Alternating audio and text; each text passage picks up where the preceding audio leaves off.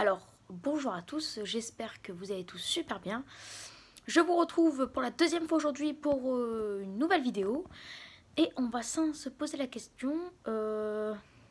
Déjà, je vais vous parler des vagues de froid aux États-Unis avec et je vais vous donner quelques noms de villes qui vont connaître des températures vraiment extrêmement froides pour la saison.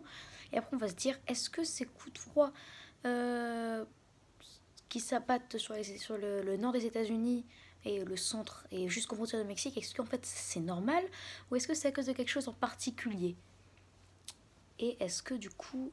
Non, je vais pas vous en dire plus, allez. On commence. Alors déjà, je vous explique un peu le petit contexte. Les températures sont de saison pour l'instant. À Denver et à Cheyenne. Donc dans l'état du Colorado et du Wyoming. Voilà, ces deux gros états, hein, ces deux états représentent tout de même de mémoire 1/15 des États-Unis, hein, donc c'est quand même beaucoup.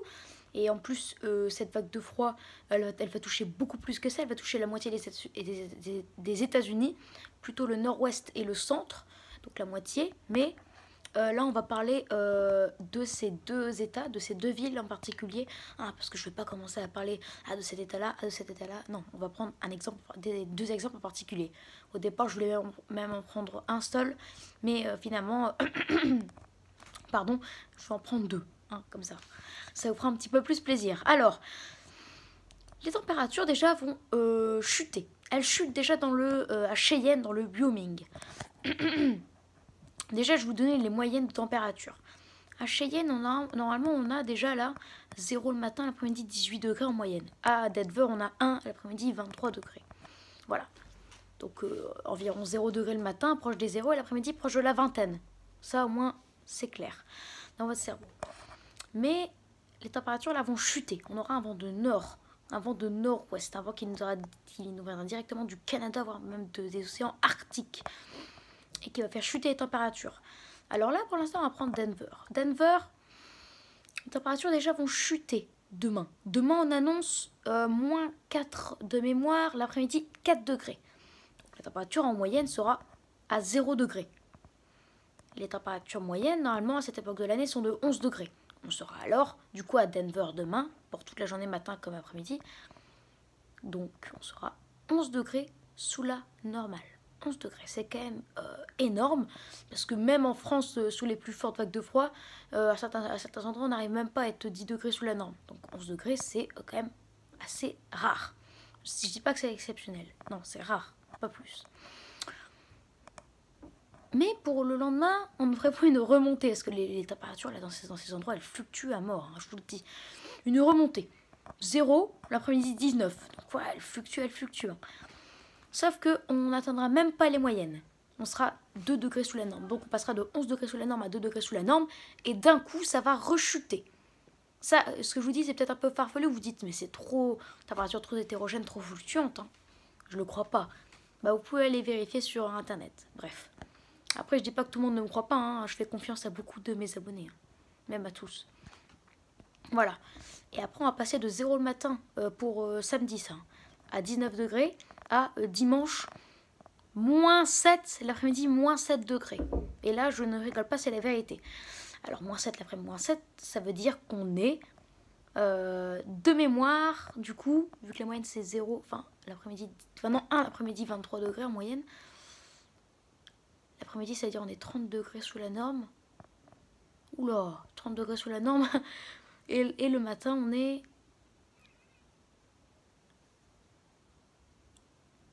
à 8 degrés sous la norme. 8 là plus 30, ça fait 38 divisé par 2, 19 degrés sous la normale. Donc on sera, pour samedi, on sera 19 degrés sous la normale. Là, c'est exceptionnel. Pour votre journée de dimanche, là, ça va encore plus chuter. Là, ça va devenir extrêmement exceptionnel. On pourra battre des records. Moins 15 l'après-midi, moins 7. Là, on sera 16 degrés sous la norme le matin, l'après-midi 30 degrés. Donc on sera 23 degrés sous la normale. Et là, ça constitue un record depuis les années 1990. À surveiller. D'ailleurs, parce que ça pourrait être davantage froid. On pourra avoir, parce que certains scénarios disent moins 18, moins 14. Là, on serait 30 degrés sous la normale. Voilà, donc là c'est exceptionnel, une situation exceptionnelle. Et vous vous direz aussi, bah mais s'il fait tellement froid là, bah alors dans l'autre partie des États-Unis, donc dans l'ouest et l'est, il doit faire beaucoup plus doux. Bah, figurez-vous que non, parce que à comment elle s'appelle la ville par exemple, à New York, on sera légèrement sous les normes aussi. On ne sera pas largement au-dessus des normes, hein. On sera là même légèrement sous les normales. On sera 2 degrés sous la normale pour cette fin de semaine. Voilà. Donc les États-Unis en tout, sur tout le pays, j'ai fait mes calculs et en moyenne on sera, on est 10 degrés sous la normale. Voilà, bref, c'était une petite parenthèse. Donc pour votre journée de dimanche, du coup, il fera cette température. Après, ça va, il fera moins 15 degrés, moins 13 degrés le matin pour la journée de lundi. Mais heureusement, hein, avant que beaucoup de gens ne meurent, le lundi après-midi, ça remontera, il fera a priori 4 degrés. Donc là, on sera à 17 degrés sous la norme. Ça remonte. Et le matin, on sera 14 degrés sous la norme. Donc on sera une quinzaine de degrés sous la normale, toujours. Hein. Même si ça remonte à 4 degrés, on sera quand même 15 degrés sous la norme. Du coup, c'est franchement quand même exceptionnel. Bah voilà. Et après, oui, après moins 4 l'après-midi, 11 degrés. Hein, donc là, on sera 10 degrés sous la norme. Mais ça remonte. Non, 8, même pas 10, 8 degrés sous la norme, mais ça remonte. Et après, ça, 1, 12, 2, 16 et 3, 19. Ah non, 1, 19. Donc on sera, après ça remonte, on sera 6 degrés sous la norme. Ah non, on sera 4 degrés sous la norme. Enfin 5 degrés sous la norme, 3 degrés sous la norme, 1 degré sous la norme. Et après ça va peut-être même rebaisser, mais on sera... Mais vu que la température moyenne au fur et à mesure du mois baisse, bah, on sera de saison hein, le mercredi prochain. Voilà. Donc en moyenne, demain jusqu'à lundi prochain, on sera 15 degrés sous la normale à Denver. 4 jours, on est 15 degrés sous la normale, donc ça constitue un record. Peut-être même 5 jours. Ça constitue un record. Depuis les années 1990. Donc pour vous dire que c'est vraiment très froid. Voilà, j'ai passé 7 minutes 30 à vous expliquer ça, et on va passer je vais vous expliquer maintenant Cheyenne, après je vais vous dire pourquoi ça. Hein, parce que c'est un peu la question de la vidéo quand même. Même si c'est quand même très intéressant de connaître les valeurs et les températures qu'il fera à Denver et à Cheyenne la semaine prochaine. Et non, en fin de semaine, en tout début de semaine prochaine. Maintenant à Cheyenne, bah on va pas s'attarder là-dessus. Il fera jusqu'à moins 20 degrés. L'après-midi, il fera jusqu'à moins 13. On sera environ sur les 4 jours, 16 degrés sous la normale en moyenne. Voilà, tout simple. Et ah oui, aussi, je vous ai pas dit, mais pour Denver et Cheyenne, les chutes de neige, hein, elles seront là pour le week-end. Chute de neige, on prévoit du coup avec température comme ça, même si c'est une neige faible qui sera faible et qui sur de courte durée, on prévoit jusqu'à 4 cm. Hein, donc vous imaginez. Hein. Voilà. S'il y aurait fait cette quantité de neige là à Lille à 2 degrés, il y aurait eu ça, même à 1 degré. Ça, il aurait fallu qu'il fasse 0 pour que ça tienne un petit peu. Voilà. Donc, maintenant, je vais expliquer un petit peu le contexte. Alors déjà, est-ce que c'est réellement exceptionnel? Bah oui, c'est très exceptionnel même. Et est-ce que ça s'est déjà produit? Ça s'est déjà produit dans les années 1990. Ensuite, d'où ça vient? Bah tout simplement, ça vient de l'Antarctique, ça je vous l'ai déjà expliqué en début de vidéo. Mais à cause de quoi?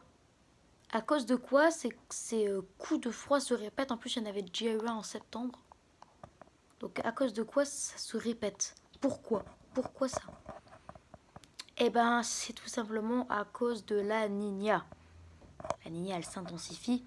Et comme vous pouvez le voir sur beaucoup d'images, quand il y a la Niña, bah, au nord des États-Unis et au centre, eh ben, il y a colder, c'est marqué colder en bleu, qui s'abat. Et ben ça, pour ceux qui ne connaissent pas, la plupart le savent, mais ça veut dire froid, de l'air très froid.